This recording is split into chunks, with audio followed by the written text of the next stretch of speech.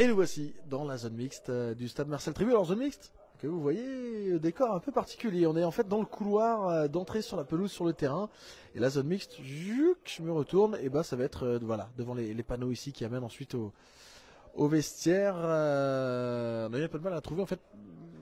Personne ne savait vraiment trop où c'était, mais bon, on a réussi finalement à trouver un endroit. Ce sera là pour les réactions d'après-match, pour revenir sur ce succès d'en avant face à Dunkerque à 1-0, but de Jacques Sioué à la 58e minute. Sioué qui était entré prématurément en première mi-temps, puisque c'est suite à la blessure de Baptiste Guillaume. Alors, a priori, au pied, on attendra la confirmation avec Stéphane Dumont tout à l'heure, bien sûr, le coach qui aura peut-être plus de nouvelles aussi concernant son attaquant. En tout cas, Sioué est entré.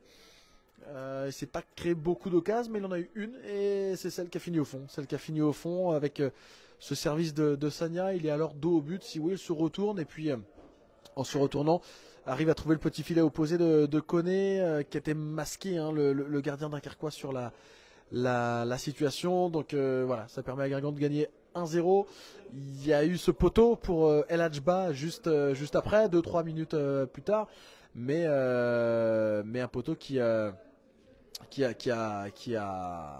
sauvé Guingamp en fait. Ils n'ont pas marqué sur cette situation-là les Dunkerquois, et en avant est parvenu à l'emporter 1-0. Dunkerque qui n'a d'ailleurs alors, si peut-être il y a peut-être eu un tir cadré quand même à la fin, mais pendant très longtemps il n'y avait pas de tir cadré.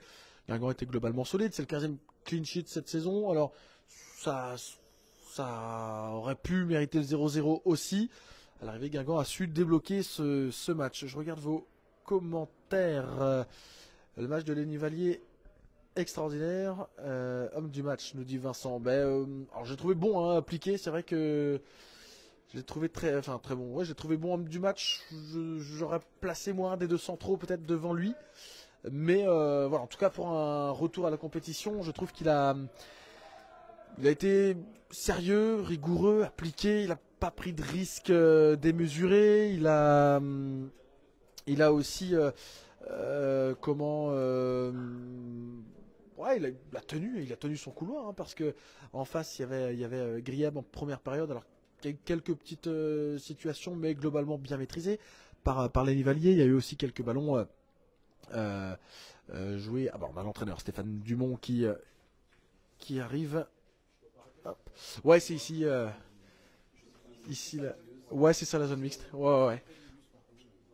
Ouais, en fait, non, ils nous ont dit de nous installer là, donc on va la faire ici. Bon, après cette victoire, vous avez su finalement faire basculer le match. Il y en a eu beaucoup des matchs comme ça où souvent ça s'est fini sur des 0-0. Là, vous l'avez fait basculer.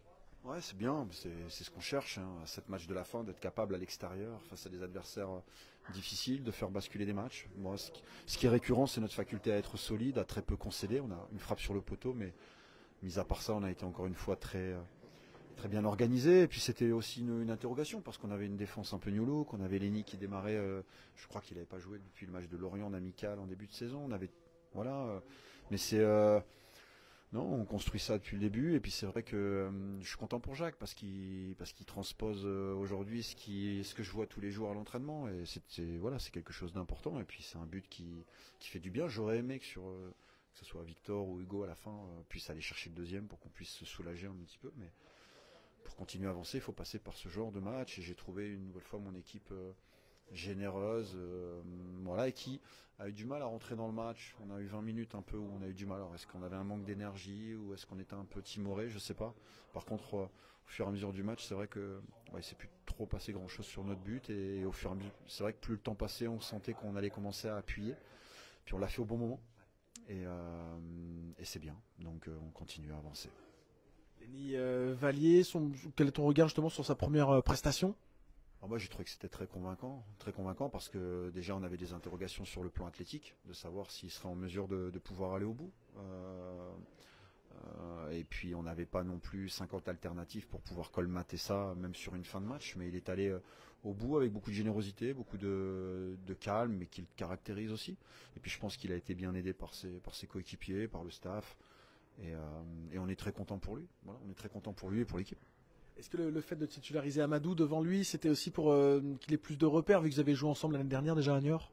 Ouais, exactement. Alors, pas que ça, parce qu'on cherchait à pouvoir aller attaquer la profondeur, notamment dans le couloir gauche, de manière un peu plus prononcée que ces derniers temps. Et c'est vrai qu'Amat, je l'avais pas mal mis sur le banc sur ces derniers temps. Je crois qu'il avait démarré 5 ou 6 fois sur le banc d'affilée. Je sentais que il avait besoin de retrouver le 11. Et puis par rebond, en plus, avec Lenny, il formait un couloir l'année dernière à Niort. Et pour avoir une prise de repère un peu plus aboutie pour Lenny, il me semblait judicieux de l'accompagner avec quelqu'un qui connaissait le mieux, voire même avec Victor, qu'il avait joué avec lui à Pau. Et c'est vrai que de pouvoir les avoir associés comme ça à 3, c'était aussi quelque chose qui pouvait le mettre dans de bonnes conditions. Mais Pierre a été top. Non, non, on est très content. Votre série commence à être sympa, 3 victoires, 3 nuls. Elle arrive au meilleur des moments. Ouais, on avance, on est plutôt solide. Je crois que c'est notre 4e clean sheet d'affilée. Ouais, de toute façon, il faut être là au bon moment. D'accord. Bah, en tout cas, on est, voilà, mais on le montre. Enfin, je veux dire, on le montre tous les week-ends. C'est pas le fruit du hasard. Maintenant, bah, il faut qu'on continue. C'est bien, mais il reste 6 matchs. On voit un peu, une nouvelle fois sur tous les stades, que c'est difficile, que parfois ça part dans des trucs un peu fous. Et nous, on essaye de rester lucide, concentré, et de garder l'énergie malgré parfois quelques couacs, la blessure de Batte. Je sais pas trop encore exactement, c'est un peu le haut du pied. Ouais. On ne sait pas trop si c'est une contusion, une entorse. On verra un petit peu plus lundi quand on sera au Pro Park. La suspension de Maxivis, les blessures d'Emen et d'Abda qui ont du mal à revenir. Vincent qui était blessé aussi à ce moment-là. Donc je trouve que c'est une bonne réponse du groupe. Donc on est très content. Peut-être qu'à 2 points de la 4e place. Ouais, on a. La 8e place est un peu trompeuse parce qu'on nombre de points. Ouais, exactement. En fait, de toute façon, c'est ce qui compte. Hein. Voilà, nous, ce qu'on veut, c'est se rapprocher du top 5. Mais c'est vrai qu'il y a un mini championnat à l'intérieur du championnat avec une 7-8 équipes, je ne sais pas trop exactement. Ce qui compte, c'est de continuer à avancer chaque week-end parce que chaque week-end, il y a des équipes qui s'élimineront. Et il faut qu'on soit capable de continuer à rester dans ce championnat, tout simplement. Un petit mot aussi sur la nouvelle de la semaine. Les prochains matchs à Roudourou se font sans le COP. Comment on accueille une telle nouvelle quand on est joueur ou entraîneur? Je l'ai appris un peu comme vous, je pense. On est très surpris.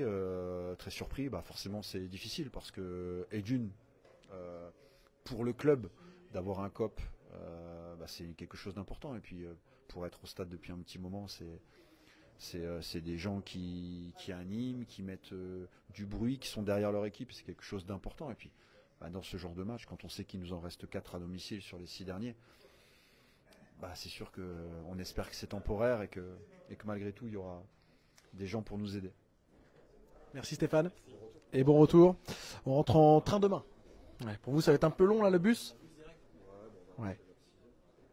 Ouais, vers 6 heures. Bon, avec une victoire, c'est un peu plus appréciable. Ouais.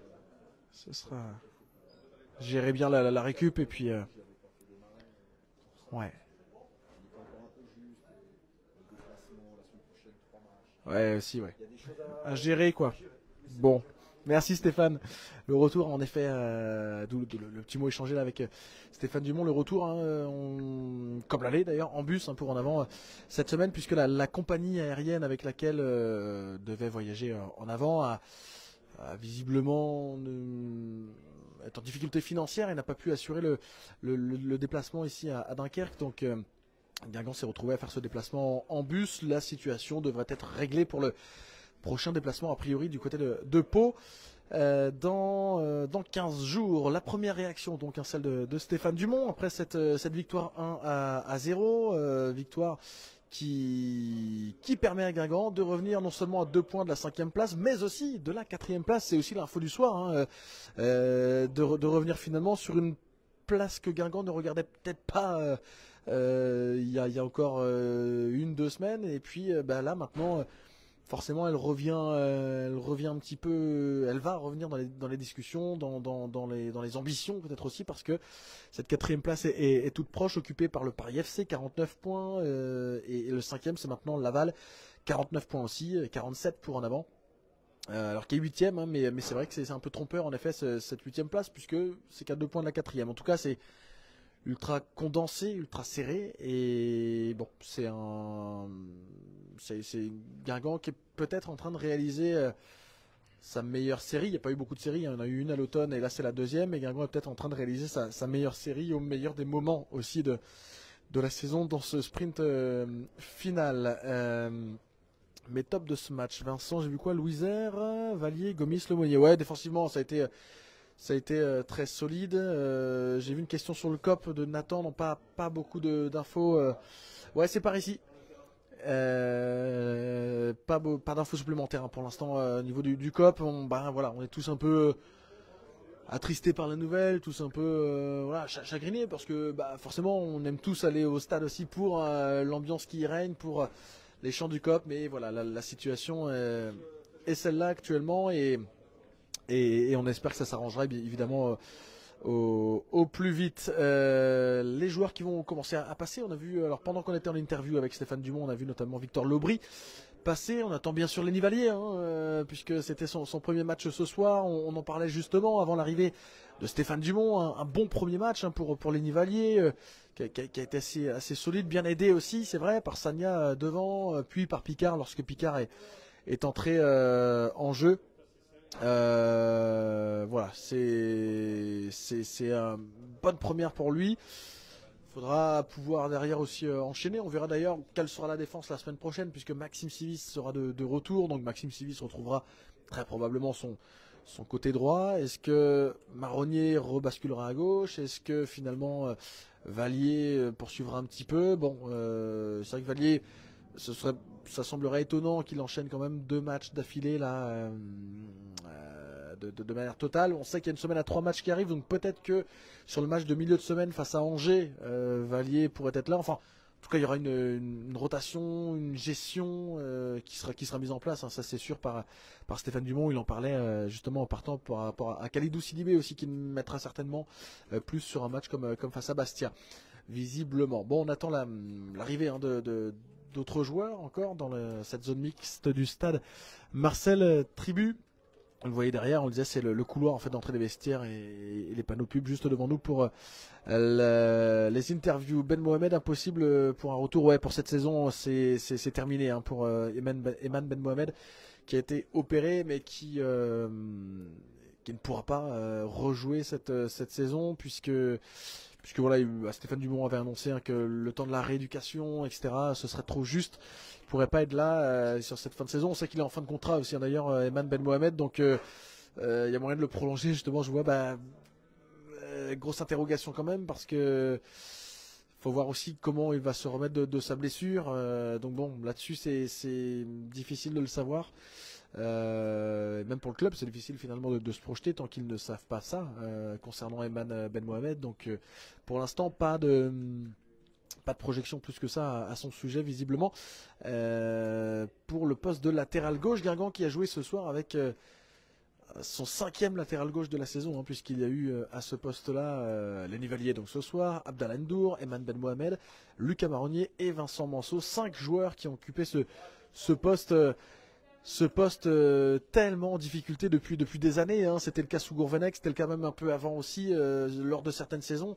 Ce poste de latéral gauche, il est souvent en difficulté. On en avait parlé dans une émission en avant-match avec Pierre. On se souvient des saisons où Reynald Lemaître, Dorian Lévesque ont longtemps été éloignés des terrains aussi. Bon, ça semble revenir au positif là sur cette fin de saison, puisque donc Vallier revient de blessure. Abdallah Ndour, faudra encore attendre un petit peu visiblement, mais il est gêné à la cheville toujours. On verra ce que ça donne. Pour revenir donc sur le match à nouveau, hein, bien sûr, de ce soir. Bon, un Guingamp qui n'a pas été le plus flamboyant de la saison, mais Guingamp a su faire basculer ce match. Des matchs comme celui-là, il y en a eu beaucoup, enfin il y en a eu plusieurs en tout cas cette saison. On pense par exemple au 0-0 à Grenoble il y a 2 semaines, 0-0 à Rodez, 0-0 à Bastia aussi sur la première partie de saison. Des matchs un peu ternes, sans grosses occasions, et où Guingamp était resté sur ce 0-0 là. Guingamp, malgré une prestation globale moyenne, a réussi à faire basculer le match, et en ça c'est un point positif aussi de pouvoir le faire à ce moment-là de la saison, puisque voilà, arriver dans le sprint final, c'est maintenant. Il faut aussi accélérer le tempo. On a souvent dit Guingamp n'arrive pas à enchaîner, Guingamp n'arrive pas à faire 2 victoires de rang. C'est arrivé une fois cette saison. Bon, là maintenant, ça fait quand même 6 matchs d'affilée sans défaite, 3 victoires, 3 nuls, et la capacité à faire basculer ce genre de match. Donc c'est un max de, enfin c'est une progression en soi sur cette rencontre. Et voilà, faudra voir si ça perdure, hein, évidemment, si Guingamp est capable aussi d'enchaîner contre Bastia la semaine prochaine. Bastia qui a gagné ce soir 3-2 à Bordeaux, hein, en menant 3-0, 3-1 juste avant la mi-temps, 3-2 au retour des vestiaires avec un but de Jérémy Livolan, notre ancien Guingampais. Mais voilà, ils ont obtenu cette victoire et ce court succès finalement à l'arrivée de 3-2, alors qu'il semblait être plus large au départ de la soirée, mais voilà, ils se sont imposés. Salut Amadou. Victoire aussi de d'Annecy, hein, Laval 3-0, ce qui est une bonne opération pour en avant, puisque du coup Laval n'est plus qu'à 2 points de Guingamp. Les Dunkerquois, eux, qui sont plus qu'à 3 points en revanche de la zone rouge, puisque donc Annecy, Bastia ont gagné, 3 par contre a perdu. Et Concarneau derrière qui n'a pu mieux faire qu'un match nul contre Amiens, 0-0. Hugo Bonnet et Amadou Sagnac sont passés. J'attends surtout Lenny Vallier. Bon, Jacques Sioué aussi, hein, le buteur et son premier but de la saison. On espère avoir ces 2 hommes-là aussi à notre micro. Peut-être d'autres encore. Je vois Khalidou Sidibé, mais je crois pas qu'il soit prêt. Non, il va repasser au vestiaire. Il est encore avec son short, Khalidou, donc il est pas prêt. Il est pas prêt encore d'arriver.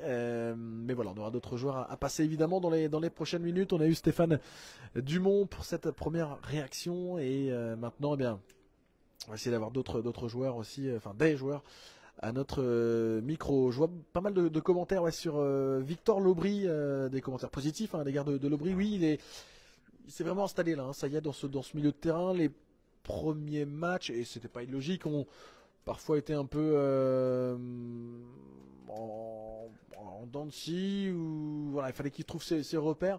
Là, ça y est, je trouve qu'il est bien incorporé. Défensivement, je trouve aussi meilleur que sur les premières semaines. Il avait été, je trouve, un peu tendre, parfois un peu plus en difficulté. Là, c'est beaucoup mieux.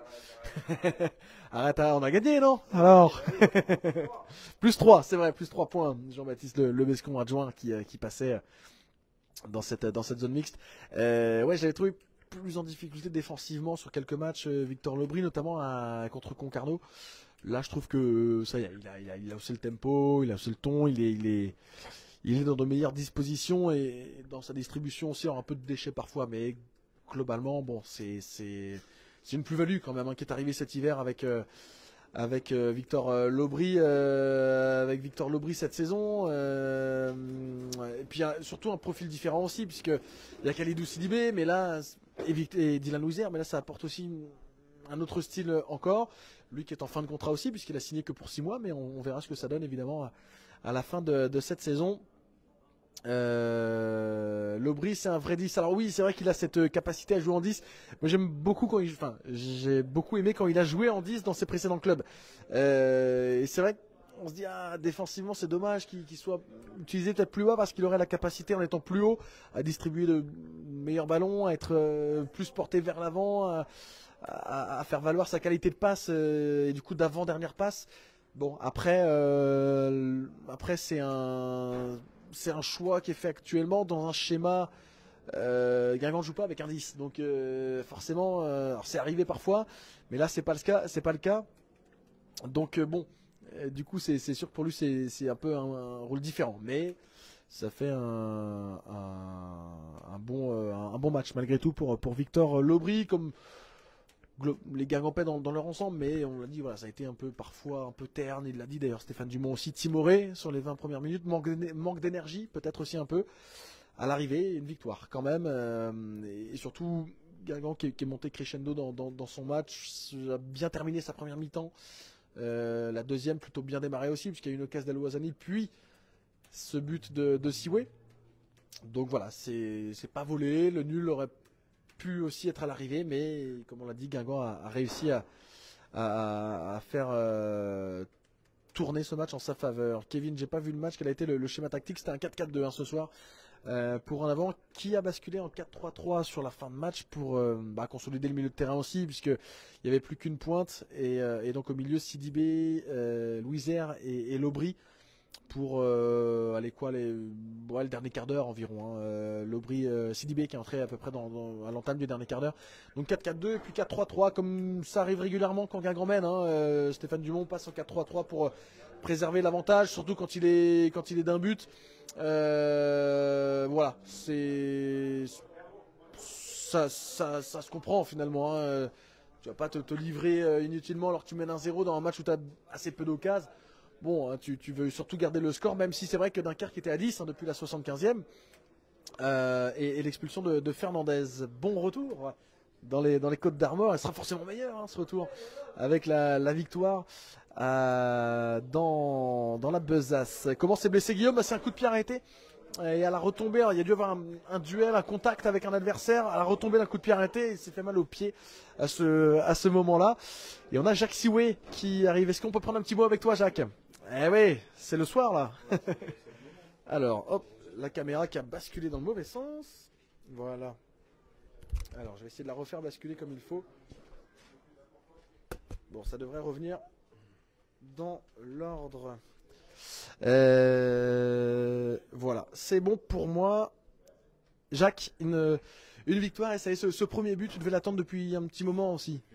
Un très long moment, j'attendais ce premier but parce que je me devais d'aider l'équipe parce que j'ai pu faire pas mal d'entrées cette saison. Je titulaire une fois contre Concarneau et je me devais ce soir de me racheter un peu sur toutes mes entrées et tout ce que j'ai pu apporter, tout ce que j'ai pu apporter à l'équipe. Et voilà, ce soir j'ai pu marquer ce but-là, on gagne 1-0 et ça fait plaisir. Et c'est 3 points qu'il faut qu'on prenne et le sprint final, c'est lancé, c'est maintenant. Tu peux raconter ce but? Ce but-là, en fait, c'est à la mi-temps. J'ai pu parler avec le coach qui m'a dit que c'est bien, je prends des initiatives, que voilà, j'étais bien rentré dans le match. Qu'en deuxième mi-temps, je vais faire ce que je fais à l'entraînement, souvent, parce que c'est le but que je mets, je le fais souvent à l'entraînement. J'essaye de me retourner et de frapper vite dans la surface. Parce que moins je vais mettre de temps, puis ils vont être surpris. Donc après, j'ai fait ce que je devais faire. Ouais, hein? Ouais, je pense qu'elle est touchée. Mais ils me l'ont accordé, donc ça va. C'est parfait. Ouais, c'est parfait, elle était cadrée, donc ils me l'ont accordé. Et voilà, c'est la spontanéité et un peu de folie. Donc voilà. Donc c'est ce qu'il fallait. Entrer en jeu comme ça, assez tôt, comment t'as vécu ça? Parce que c'est un peu inhabituel quand même. Surpris un peu, parce que je me suis dit que Baptiste allait se remettre du coup qu'il a pris, parce qu'il prend pas mal de coups et c'est un guerrier. Donc je me suis dit qu'il allait se relever et je vois qu'il fait que de botter. On me dit de me lever vite, moi ça m'a surpris. Adrénaline un peu, j'ai le cœur qui battait un peu. Je me suis dit, ah putain, faut que je rentre là. Puis il faisait chaud. Donc voilà, après, franchement, d'être rentré aussi vite pour aider les partenaires, ça m'a fait plaisir aussi. Et c'est un peu aussi ce que je dois faire. Hein. C'est comme ça, les remplaçants, quand ils rentrent sur le terrain, ils doivent faire le boulot aussi pour bien finir les choses. Et l'équipe a commencé, donc voilà, franchement, ça fait plaisir et on a gagné, donc c'est le principal. Tu disais tu avais eu beaucoup d'entrées en jeu jusque-là, mais avec très peu d'occasions finalement sur les matchs. Comment tu juges un peu ce que tu as pu produire jusqu'à présent? En fait, après, sur les entrées que j'ai pu faire, j'avais très peu de ballons, très peu d'occasions. Mais après, comme on dit, il faut se créer des occasions, il faut aller chercher, il faut essayer d'attirer les ballons. Donc c'est ça que je m'en voulais un peu aussi, que je devais ramener un peu plus de folie, parce que je ramène beaucoup de folie à l'entraînement. Hein. Je marque beaucoup de buts à l'entraînement. Donc aussi en match, je me devais de me racheter et que voilà, après, si j'ai pas beaucoup d'occasions, c'est à moi de me les créer aussi. Prendre le ballon comme j'ai pu faire aujourd'hui, un peu frapper, marquer, et donc voilà. Donc par la suite, si je suis sur le banc, il faudrait que je fasse pareil. Sur quels aspects justement tu dois évoluer, progresser là? Je pense que je dois évoluer sur peut-être l'explosivité, aller plus vite, faire plus d'appels et techniquement être encore plus juste. Ça ne veut pas dire que techniquement je suis pas juste, parce que je pense qu'on a pu le voir ce soir que voilà, sur certains ballons j'ai pu être bon, mais je pense que voilà, affiner mon jeu et être plus léger encore, et l'explosivité surtout dans les appels, sur les poussées de ballon et la finition, hein. Comme tout attaquant, ça peut que progresser, donc voilà. Est-ce que tu as l'impression d'être un petit symbole des ressources que doit avoir ce Guingamp sur la fin de saison? Je pense que un symbole, je dirais pas un symbole, mais l'envie que j'ai apportée, c'est tout le monde doit être comme ça. C'est parce que ce soir, ça s'est senti, j'avais la niaque, je voulais absolument gagner parce qu'on sait voilà, qu'il y a la ville derrière, même si en ce moment avec les supporters c'est un peu compliqué. Mais on sait qu'ils sont derrière nous malgré tout et je pense qu'il faut ramener cette rage, cette envie. C'est les valeurs de Guingamp, c'est comme ça. Il faut se battre pour le club, se battre pour la ville et montrer que dans la région, il y a Guingamp, ils sont toujours là, hein, c'est comme ça. Vous êtes à 2 points de la 4e place. Ouais. Au classement, c'est pas mal. Là, sprint final, ça va être là. On a un match contre Bastia.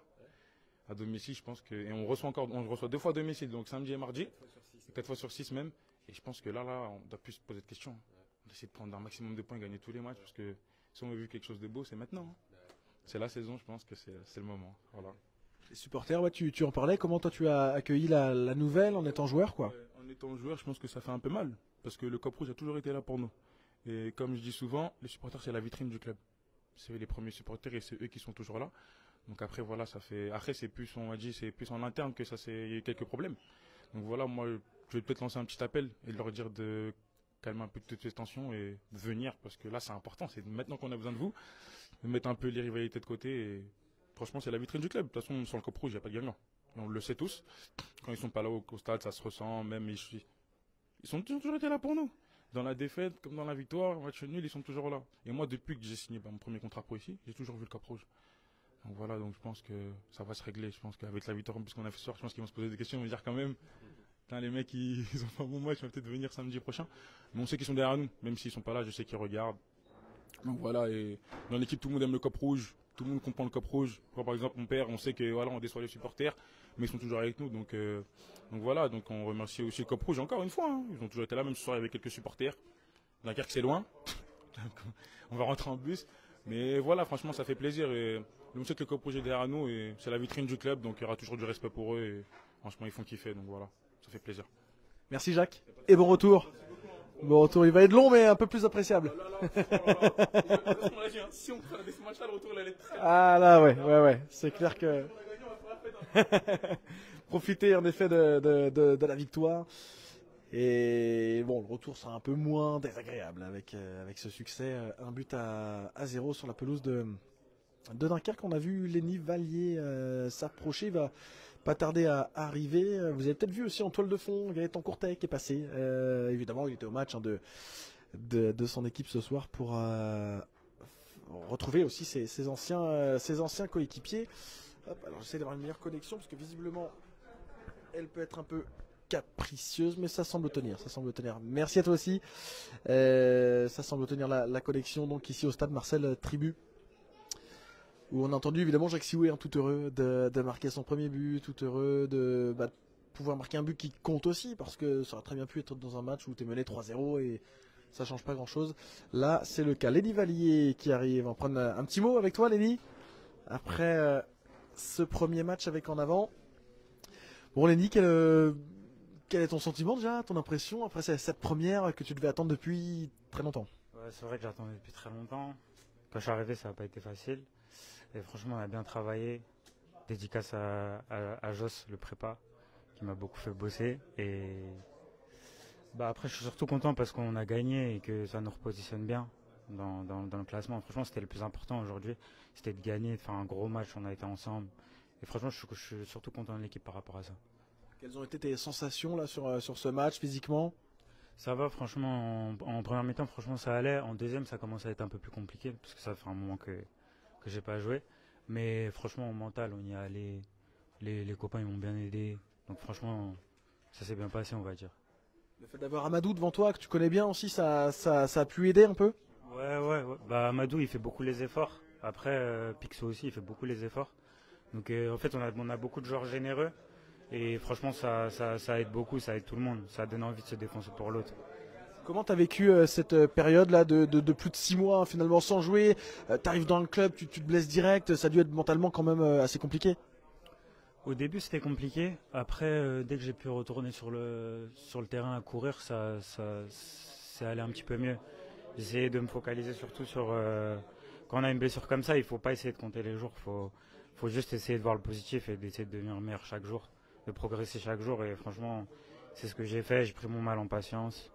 Et puis, Dieu merci, j'ai pu rejouer au foot. C'était quand même beaucoup de malchance quand tu t'es blessé. Tu venais d'arriver, tu te blesses au bout de 30 minutes. Match contre Lorient dans un huis clos. Là, tu t'es dit quand même merde, c'est un sacré coup dur, non? Ouais, surtout qu'avant ça, je me blessais très rarement. Donc après, je me suis dit, bon, écoute, au début, en fait, je pensais même pas à cette blessure. Je me suis juste dit que j'allais rater 2-3 semaines, puis j'allais rater le début de championnat, et puis après, ça a été un peu plus compliqué quand j'ai appris le reste. Mais c'est de la malchance. Je sais pas comment on peut interpréter ça, ça arrive. Donc il faut accepter, et puis faut pas rester dessus. faut essayer d'avancer en fait. C'était tout seul en plus, non, c'était pas sur un coup, je crois pas. C'était avec un contact. Ah d'accord. Ouais, c'était avec contact. Quels ont été les moments les plus durs quand même depuis 2 mois? C'était peut-être au début, vu que j'étais encore à l'hôtel et tout, et c'était pas facile. Mais sinon, après, franchement, j'avais la chance de pouvoir être beaucoup occupé, parce que j'étais toute la journée au club à bosser. Donc franchement, ça me vidait l'esprit. Et donc, c'était difficile, mais si tu vois le beau côté des choses, tu progresses sur ton corps, tu progresses sur toi-même, et puis voilà. Quand est-ce que tu as su que tu pourrais rejouer avant la fin de saison? Parce que c'était un challenge, j'imagine. Moi, dès que je me suis blessé, j'avais compté les mois forcément. Ouais. Je comptais revenir un peu avant. Bon, ça a pris un peu plus de temps. Mais bon, c'est comme ça. Il vaut mieux bien revenir que revenir trop tôt et d'être pas à 100%. Quand on a un petit gabarit comme ça, c'est peut-être entre guillemets plus facile que quand on est plus corpulent, je sais pas. Je sais pas. Franchement, je sais pas. Moi, j'ai eu la chance de retrouver ma mobilité, etc. assez vite. Donc, ouais. J'ai retrouvé tout ça assez vite. Donc, ouais, bah après, il y a beaucoup de gens à saluer. Il y a les kinés avec qui on travaille au quotidien, les chirurgiens. Il y a beaucoup de paramètres, il n'y a pas que nous. Donc, il faut remercier tous ces gens-là aussi. C'est une nouvelle histoire qui commence pour toi? Une nouvelle histoire? Non, ça fait partie de mon histoire. Donc, je le prends, je le garde, je l'oublie pas. Comme ça me permet d'avancer et ça m'a permis de me rendre compte de la chance que j'ai de jouer au foot, en fait. Ça forge un footballeur, justement, ce genre de blessure. Ouais, ça forge, ça aide à remettre les pieds sur terre, à savoir qu'on n'est pas invincible, que voilà, que quand on est éloigné des terrains, bah, c'est la réalité un petit peu qui revient de face, mais sinon voilà. Il y a un moment sympa, la fin de saison est chouette à jouer, il y a des trucs là. Ouais. Bah, faut qu'on continue, franchement, on a un bon groupe, on a une belle équipe, on est solidaire. Faut qu'on continue et qu'on donne le maximum. Là, il y a 3 matchs qui vont arriver la semaine prochaine, enfin la semaine d'après. Donc ce sera crucial et puis il faudra qu'on soit à 100% pour ces 3 matchs. Moi, je suis prêt à enchaîner. Après, le coach il fera ses choix. Mais en tout cas, on est. Les 3, je sais pas, mais en tout cas, on sera prêt. Est-ce que tu te souviens de ta dernière titularisation en Ligue 2 avant ce soir? Ça doit faire presque un an. Hein. Parce que la deuxième partie, bah, c'était à Guingamp, je crois. C'est ça. C'était à Guingamp. Donc ouais, ça fait presque un an que je n'ai pas joué au final. Donc ouais, ça remonte, c'était à Guingamp. Tu dois être impatient de retrouver le Roudourou aussi, parce que tu n'as jamais joué avec Guingamp. Bah ouais, bah en plus à ce match-là, je me suis dit putain, c'est un beau stade et tout, j'aimerais bien jouer là. Donc ouais, ça fait plaisir franchement. Bon, tu n'as pas encore eu l'occasion d'y jouer, on le disait avec en avant, mais bon, la nouvelle de la semaine, c'est aussi la mise en sommeil du COP. Comment toi, en tant que joueur, tu as appris la mise en sommeil du COP rouge qui sera absent sur les prochains matchs? Comment tu as reçu la nouvelle, accueilli cette nouvelle? Bah moi, je vous cache pas que j'avais pas trop compris ce qui se passait. Après, c'est vrai que c'est toujours bien d'avoir nos supporters, surtout eux qui nous encouragent tout le match, qui font énormément de bruit. Donc voilà, c'est dommage et j'espère que ça s'arrangera. Merci Lenny, bon retour. Après cette victoire donc à Dunkerque, hop, on retourne la caméra. Cette victoire à Dunkerque, un but à 0, but de Jacques Sioué à la 58e minute. Guingamp qui on le disait, revient donc à 2 points de la 5e place, à 2 points aussi de la 4e place. Il est presque surtout là l'enseignement de la soirée en fait, hein, c'est que Guingamp revient aussi très très proche de la 4e place occupée par le Paris FC. Paris FC 4e après sa victoire à 3 ce soir.